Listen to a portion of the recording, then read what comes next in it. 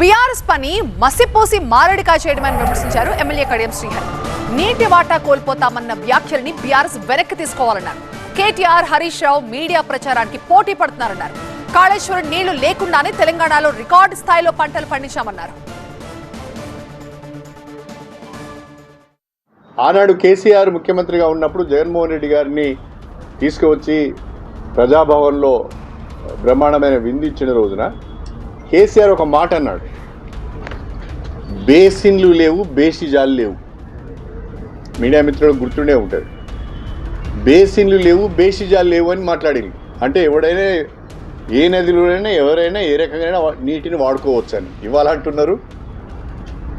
గోదావరి నీటిపైన మనం హక్కులను కోల్పోతున్నాం, కృష్ణా నీటిపైన మనం హక్కులను కోల్పోతున్నాం అని మాట్లాడుతున్న మీకు కాస్తంత సిగ్గుంటే ఆనాడు మీరు మాట్లాడిన మాటను వెనక్కి తీసుకోండి. బేసిన్లు లేవు, బేసిజాలు లేవు అని ఎట్లా మాట్లాడతారు? రాయలసీమకు పోయి రోజా గారు పెట్టిన చేపల పులుసు తిని రాయలసీమను రత్నాలసీమ చేస్తా అని చెప్పింది ఎవరు? కేసీఆర్ కాదా? మీరన్నీ తప్పులు చేసి మీరన్నీ ఇష్టమైన రీతిలో ఒక పద్ధతి లేకుండా మీ అధికారాన్ని దుర్వినియోగం చేసి ఇవాళ ప్రభుత్వం పైన మాట్లాడుతున్నాం. గోదావరిలో నీళ్లు పోతున్నాయి, కావాలని రేవంత్ రెడ్డి వదిలిపెడుతున్నాడు, అక్కడ చంద్రబాబుకు నీళ్ళు రావాలని. ఎప్పుడైనా చేస్తాడండి ఆ పని? ముఖ్యమంత్రిగా ఉన్న వ్యక్తి ఎవరైనా